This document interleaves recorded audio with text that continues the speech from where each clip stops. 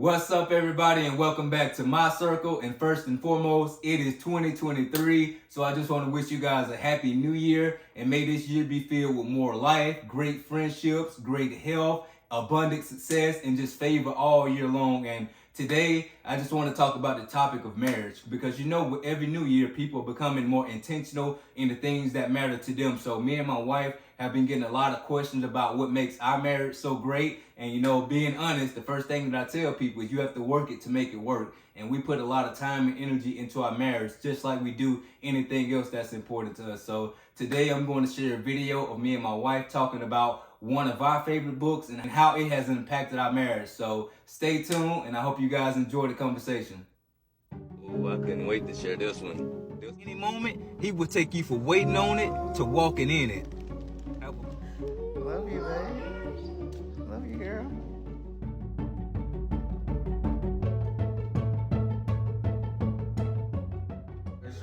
Cheers to no more surprise babies. Regardless of what you're going through, it won't last forever. Our marriage is goals, because you don't just fall into goals, you work for it. And that's our story, and we're sticking to it. Have a blessed day, y'all.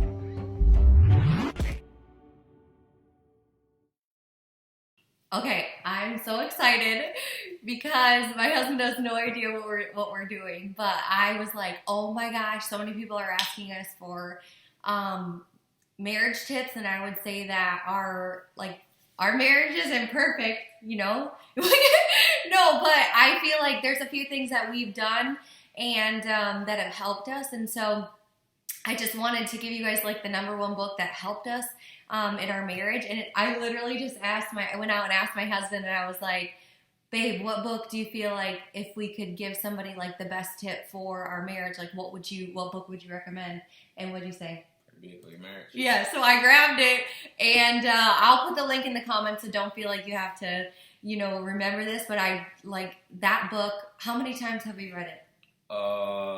We've read it, but we actually take people through, we go through this with other married couples. So we kind of make it almost like a marriage course, almost, how we go through the book. So what we do is we would just do a Zoom with other couples, and we went through, it was one chapter a week. One chapter a week, and then we would get on the Zoom and we would discuss it with other couples, and then and how it worked is during that week, we would have to sit down, and either he would read the book.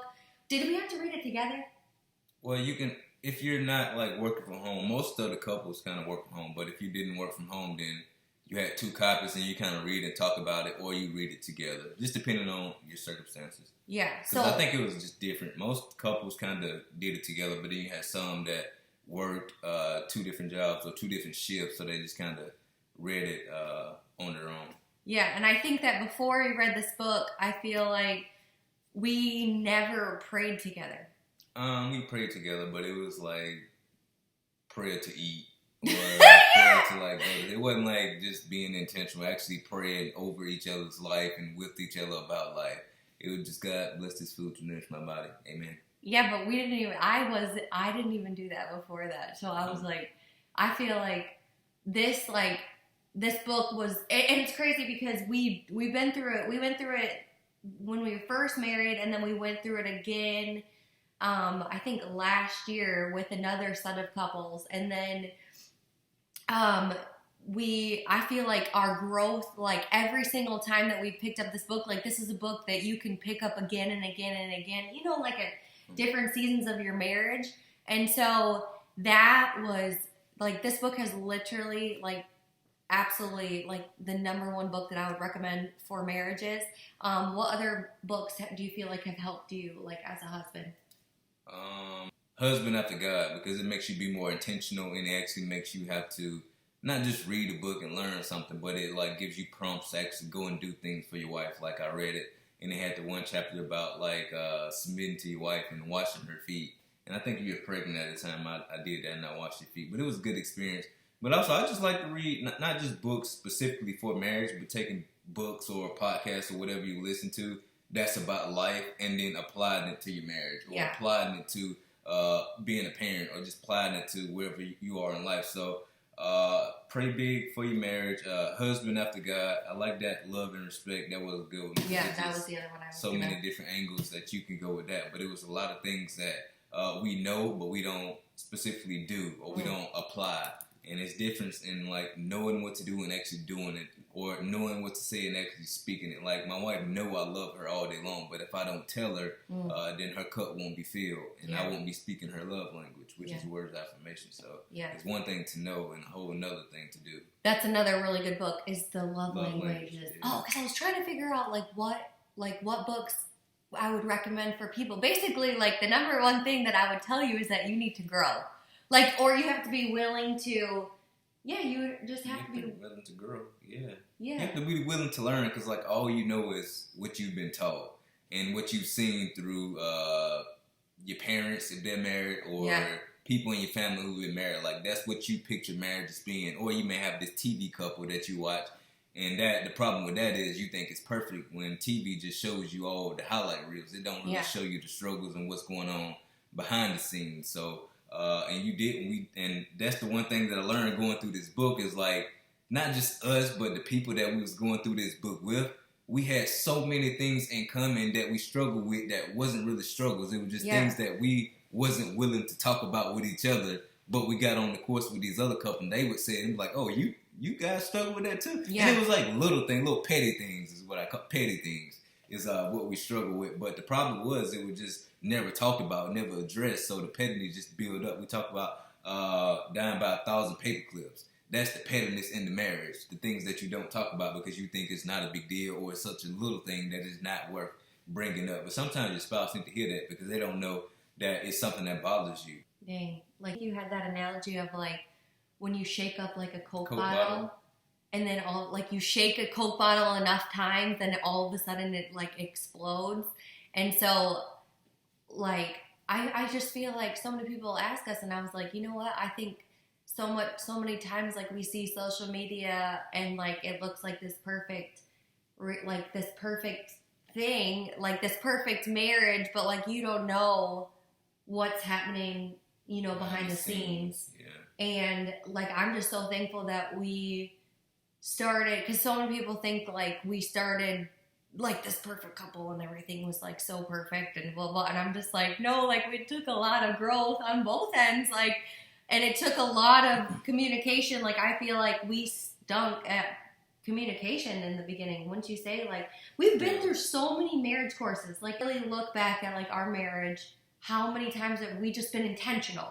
That was like, you just got to be intentional with your marriage and intentional with, like, this literally, like, just started out as, I just told my husband to sit down because I was like, babe, let's just do it. Let's just sit down because I'm really spur of the moment. I just like to move on my instincts. I was like, let's just make this video and then hopefully it can bless somebody else. But I feel like it's just starting. Like, so many times, like this book, I feel like this is such a good book for people to just like, just start. Yeah, just start where you are in your marriage. Don't try to start at a place that you're not. Like you can't expect to start this book and be where we are. No. We work to get here. So if you want to start this book and be where we are, you have to go back to where we started. Yeah. So start where you are in your marriage and address the issues and the things that you're going through in your marriage at that current time. And another thing and advice that I would just give to any married couple is like when you sit down, like, don't sit down to have a debate or don't sit down to have an argument. Sit down to have a conversation. And having that conversation is like both of us get a chance to speak and both of us get a chance to hear each other out. Like, don't interrupt and don't come with judgment. Like, literally sit down to have a conversation to work on coming up with a solution to, like, how can you make your marriage better? Because at the end of the day, I always say this, it's not me versus her, it's us versus everything that's trying to come against our marriage. Yeah, that's so and good. The one scripture that I've been reading this week that I've been on the show will speak about, because I give like speeches on my social media, and the one verse that kept coming to me, now I know why it keep coming to me, because I'm supposed to share with you guys because we're talking about this book, and it said, under pressure, your faith life will be forced into the open and shows its true colors. And like relating it to this, under pressure, your marriage life will be forced into the open and shows its true color. Think about everything that happened with the pandemic. What happened? There was a lot of people who got divorced. You know why? Because under pressure, having to stay home and actually have conversation with your spouse and deal with your spouse, under that pressure, your real marriage life was forced into the open and showed it true colors, showed you what you haven't been doing over the past few years, showed you what you've really been struggling with, and you had to sit and deal with those things. So when the pandemic happened to us, under that pressure, our marriage came to the forefront and showed its true colors. And then what it showed us, we've been building on a solid foundation. Yeah. So when something happened, like we didn't crumble because of that. We've been doing the work, and we actually love living with each other, having conversation about the most random things, and we've been putting in that work. So over time, so like when the pressure came, we was able to withstand that pressure and grow even more because of it, and we was able to actually thrive when that pressure came. So for me, it's understanding like what you're doing today for your marriage is not for today in your marriage. It's for years to come. This is going to be like when troubles really do come, like when things happen with my wife, people ask me all the time, like, how was you able to be there and be so strong for her? And I have to remind them, like, when we said our vows, it wasn't like I love you until things go wrong. I love you till you sick in the hospital bed. It was like, no, for better or for worse. And this is just that worst part. And I understand, like, this is just a piece of the story. And this is just a chapter of that story. So it's going to pass. So what am I going to do in this moment? So I understood I have to be that rock that I've been reading about in these books. Like, I had to actually put these things into place. So you can read the book, but if you're not applying it, then it's not going to, like, they always say, like, your marriage will work if you work it. So part about reading these books is, like, you still have to actually go out and put in the work to make your marriage be what you want your marriage to be. Yeah, I just remember, like, what we like to do, well, that also came with, like, personal growth and stuff, but I just wanted to make this so that people know you just have to start, you know, and that's why this is a really good starting place. And we didn't even write this book, so it's like we just go through the course because it's such a good book, and then we love doing it with other couples. It's like, if it touched our marriage, then I'm pretty positive it's going to touch somebody else. Yeah, and so I feel like one of the best things that I learned, we see something that we don't want. Like, I remember when, like, we saw a really, really famous couple get divorced, and we thought that their marriage was, like, just so perfect, and we were like, oh my gosh, like, I feel like you're like, oh my gosh, well, we saw that, and then it's just a reminder. We use, like, it's almost like you use life experiences to be like, okay, we don't want that, so like, what should we not do? Does that make sense? Like it's always about being intentional with your marriage. I know.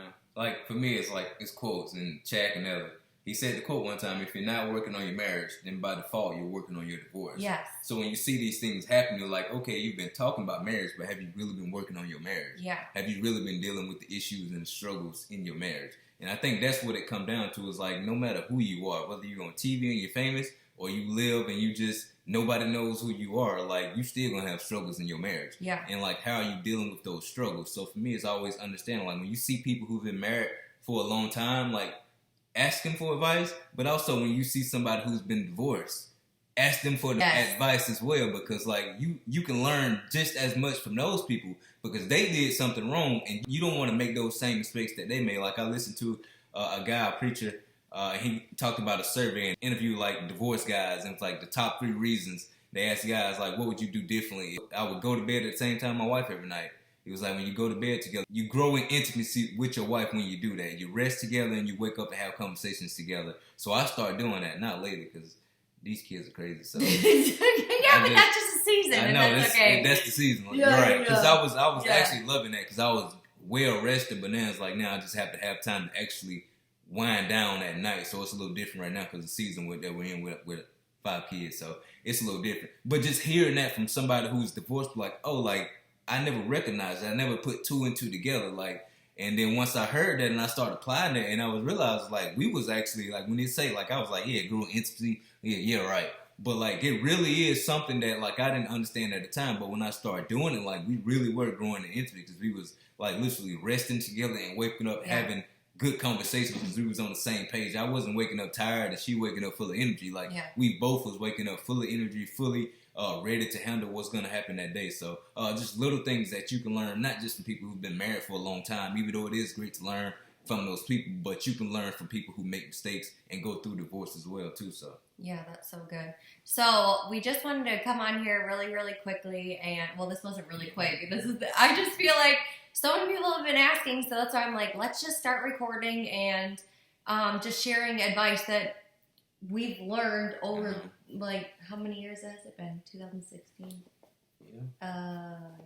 listen, the best marriage advice that I ever received, that I got, actually there's so much marriage advice, so the next video we do, we gotta do, stop, no, seriously, the next video we do is gonna be marriage advice, because like, I feel like that's what, this was supposed to be about books, and this is what happens is we just kind of go off, but he didn't even know it was gonna be about, I was like, let's just go on and just start, because one time we started a podcast, and then we never finished it, and I feel like, because it wasn't our time.